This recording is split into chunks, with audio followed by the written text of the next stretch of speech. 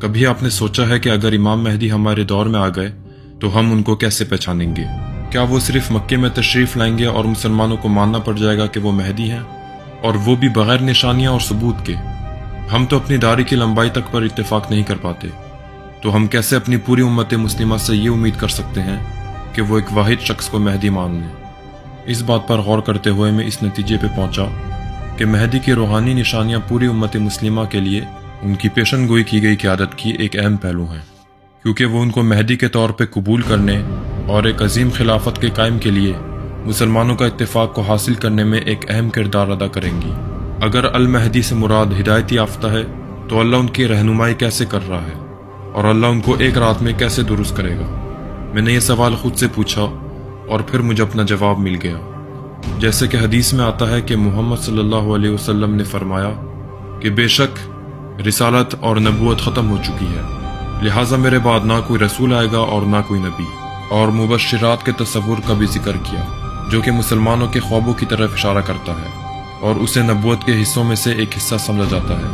اس طرح مہدی، جس کا صحیح معنی ہدایت یافتہ ہے، نبوت کے اس حصے کے حامل ہوں گے، جیسے کہ اللہ خوابوں کے ذریعے انسانوں سے رابطہ کر سکتا ہے۔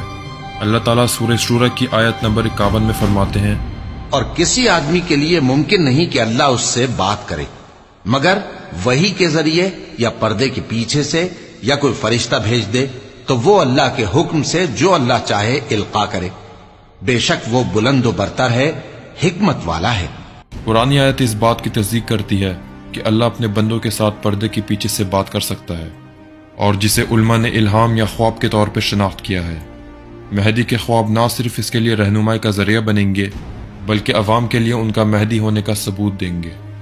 اگر محمد قاسم کے خواب اپنی فطرت میں سچے اور قابل تصدیق ہیں تو وہ اس کی سچائی اور اعتبار کی تصدیق کے لیے ایک ٹیسٹ کے طور پہ کام کریں گے۔ لہٰذا اللہ کی طرف سے مہدی کا ہدایت کا روحانی ثبوت یہ ہے کہ وہ سچے خواب دیکھیں گے جو کہ ان کی اور امت کی رہنمائی کریں گے، اور وہ پوری دنیا کو اپنے خوابوں کی خوشخبریاں سنائیں گے۔ اگر یہ خواب سچے ہو جاتے ہیں تو یہ اس بات کا مضبوط اشارہ ہوگا کہ قاسم واقعی اللہ کی طرف سے ہدایت اور حمایت یافتہ ہے۔